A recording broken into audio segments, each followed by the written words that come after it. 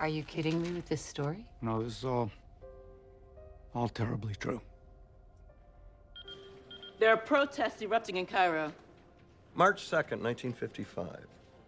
A young black woman is arrested for refusing to give up her seat on a bus to a white man in Alabama. Civil rights leaders in the ACLU rush to her side, and she will be a symbol of the struggle against segregation. Her name is Claudette Colvin, and she's 15 years old. She's also unmarried and pregnant. The civil rights leaders in the ACLU decide that Colvin is not the best foot forward and stand down.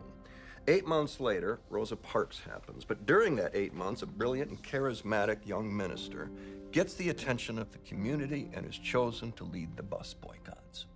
If Claudette Colvin doesn't get pregnant, if they'd gone in the spring instead of 8 months later, Martin Luther King is a preacher you've never heard of in Montgomery.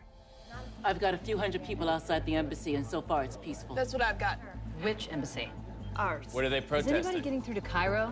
I've got the front desk at the Shepherd Hotel. It's a couple blocks away. He's saying that people have been streaming toward the embassy for about an hour. Is he saying how many? He thinks a couple of thousand.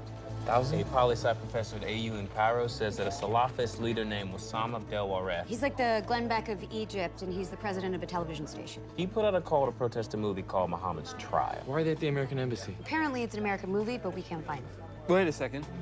What's the name of the pastor with the moustache who's crazy? Terry Jones? Yes, he announced yesterday that he was screening a movie. I can't remember the name. Innocents of Muslims. Is it possible it's the same movie? Who is Giuseppe Zingara? I don't really know. He was a guy with a gun who fired 5 shots on February 15th, 1933, killing the mayor of Chicago. Why? Because Zingara was standing on a wobbly chair, and the mayor of Chicago wasn't his target. It was the guy the mayor was shaking hands with, the newly elected President Franklin Roosevelt. If Zingara's chair isn't wobbly, Roosevelt never takes office, and we swear in his running mate, John Nance Garner, a man whose political ideology was the basis for his opposition to a package of legislation that would be called the New Deal. And we don't survive the Great Depression. It's the same movie, Innocents of Muslims. He changed the title to get Muslims in to see it. There's a mashup of it on YouTube. Does it seem offensive? To filmmakers, at the very least. Okay, AP's just reported Egyptian Islamist protesters angry over film scale U.S. embassy wall in Cairo and tear down flag. The American flag. I understand that now. Jim, this thing's starting to move. They breached the wall. They got a link to their website with the I'm message on the they're website. condemning the movie and The calling it Embassy an of the effort by United States in misguided Cairo condemns individuals. the continuing efforts by misguided individuals to hurt the religious feelings of They're Muslims. apologizing for the movie? 2,000 people just hopped the wall, man. I'd apologize for whatever they want. I wouldn't. Congratulations. Margaret Jordan at acn.com. We'll have video of the flag in about 5 minutes. They took down our flag and replaced it with a black flag and an Arabic writing. There is no that God says, but God, and Muhammad is a prophet of God. I hope our apology was sincere now. You want a job as the guy who answers the front door at the embassy right now? We're gonna need more bodies on phones. Who are we talking to? Does London know anything? London? When was the last time you slept? I've been busy standing by Genoa. What about you? I have no problem standing by it. You were well trained. Guys, another demonstration's broken out. In Cairo? In Libya, outside our consulate in Benghazi.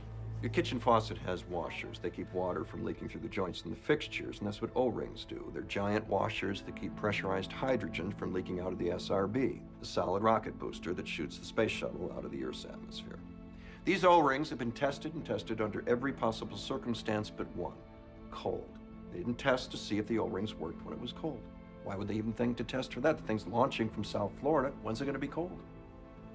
On January 28, 1986. A cold snap dragged the overnight temperature down to 18 degrees, and it turns out the O-rings stopped working below 40.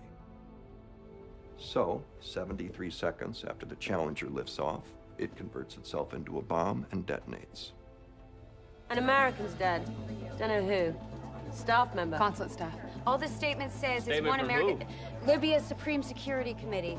One American staff member has died and a number have been injured What's in the his clashes. We don't know. I want to stop hearing that answer soon. We have 90 minutes to air. Mac, did you want to look at this? Not this second. They're not releasing names. Names, sir. More than one. I don't know if that was the implication. Mac,